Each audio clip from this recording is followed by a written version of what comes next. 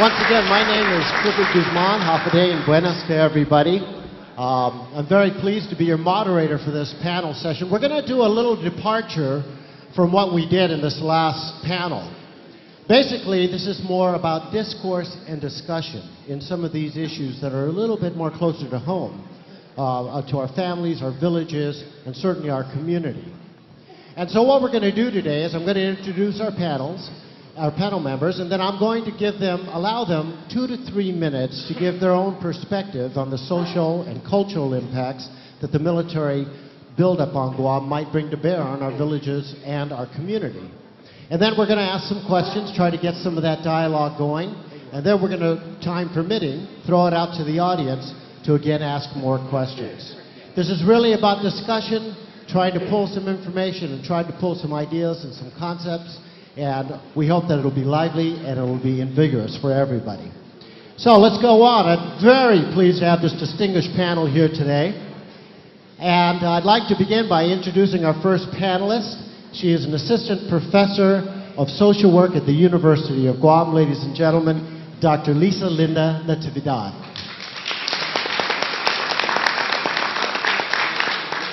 Our next panelist is a well-known author, columnist, and he's also Guam's premier historian. Ladies and gentlemen, Mr. Tony Palomo. Also from the University of Guam, we have a professor of Pacific history. Please welcome Dr. Ann Perez Hattori. I'm also pleased to have somebody who's never, ever stood back when there was an opportunity to put her perspective forward. It's my pleasure to welcome the Magahaga of the Nation Chamorro. Please welcome Debbie Kanata. And last, and certainly not least, we have a gentleman who's a former senator. He's also been the director for the Guam Council for the Arts and Humanities, and he has now got the distinct leadership, if you will, of the Bureau of Plans and Statistics, who are also very engaged in this whole build-up. Please welcome Tony Lamarena. Thank you very much for being here today, panelists. And we're going to start off with about a 2 or 3 minute opportunity for each of you to give your perspectives on this social and cultural impact that the military buildup might bring to bear. And if I could, I'd like to start off with you, Dr. Natividad. Thank you, Mr. Guzman. For fear of going over my 3 minutes, I've decided to script my talk this morning. And so I start. The Guahan buildup will have a magnanimous impact on the lives of all people on Guahan. In specifically examining its impact on culture, the infusion of 60,000 plus people on the island as a result of the transfer will accelerate the insidious desensitization to military values and ways of life, thereby shifting away from traditional cultural values. This process of desensitization is important to examine in light of the contrastingly different value sets of traditional cultures and the military culture. As a case example, in Chamorro culture, core values include inafa maulik and respeto. Contrastingly, in military culture, the value is not that of living in peace and getting along interdependently, but rather is a culture of armed violence, packing an arsenal of fighting jets, bombs, missiles, and atomic weaponry with the intention to destroy, intimidate, control, and contain others. You cannot simultaneously be participating in peace while waging war. This inconsistency between professed ideology and simultaneous behavior would not be tolerated in other realms of living. The use of such violence is inconsistent with the value of respect for others that is central in Chamorro culture. While dominant ideology suggests that militarism is necessary to uphold world peace and democracy, as a community, we must develop a deeper consciousness of what peace and security truly means. We must ponder the very painful question of why Guahan and her people was invaded in World War II anyway. Did Chamorros do anything to offend others to deserve such treatment? Or was the flag of our colonizer, the United States, the reason that Guahan was invaded? Another fact to consider in examining the impact of the Guahan buildup on our local community is embedded in the expressed value of the military community over the value of the local community. This is communicated in both very covert and overt ways. One clear example of this is the segregation of school systems for DoD personnel and the Guahan community.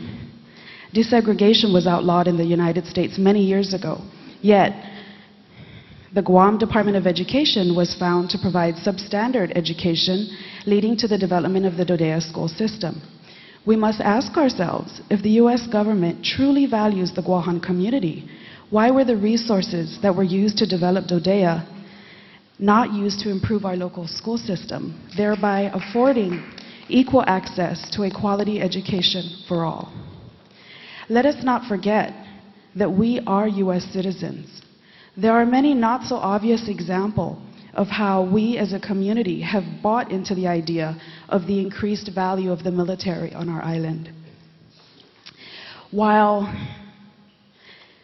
is it that ROTC graduates at the University of Guam, unlike any other degree program, get commissioned on stage during the graduation ceremony? Why not nurses, for whom there is a significant shortage, or teachers who we entrust our children to, or to social workers who go about the business of helping others? Is this to suggest that military service is of greater value? When we go to the movies, why is it that there is a discounted rate for military members and not for locals?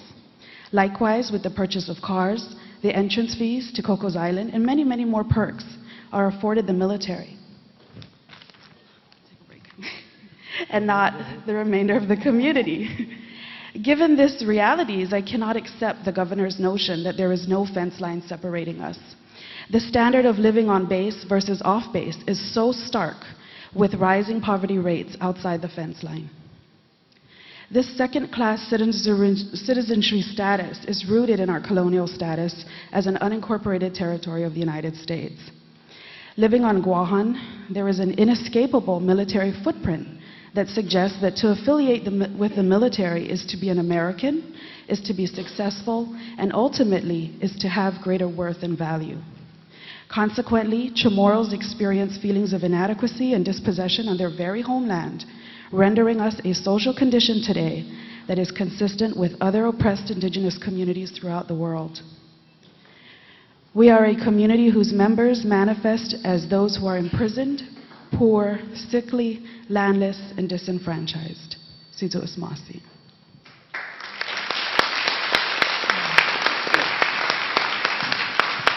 Thank you very much, Dr. Natividad.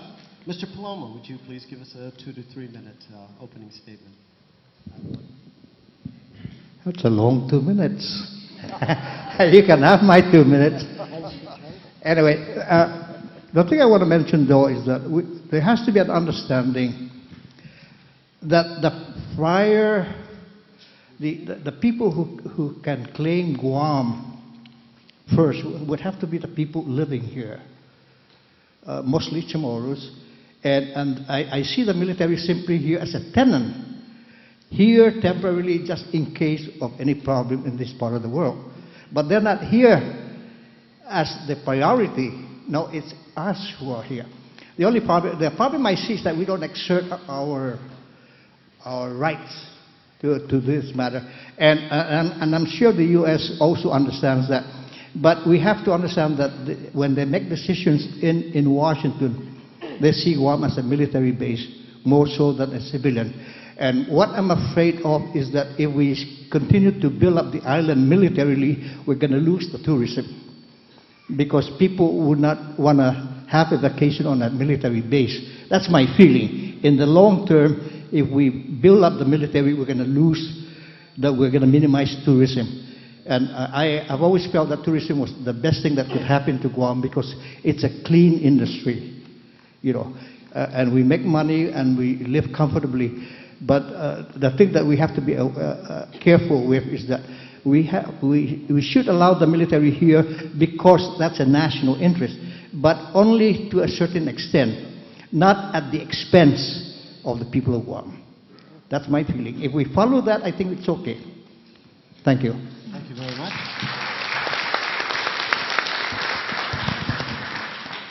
Dr. Hotori. Thanks, Cliff. I grew up on Guam in the 1970s. It was a time of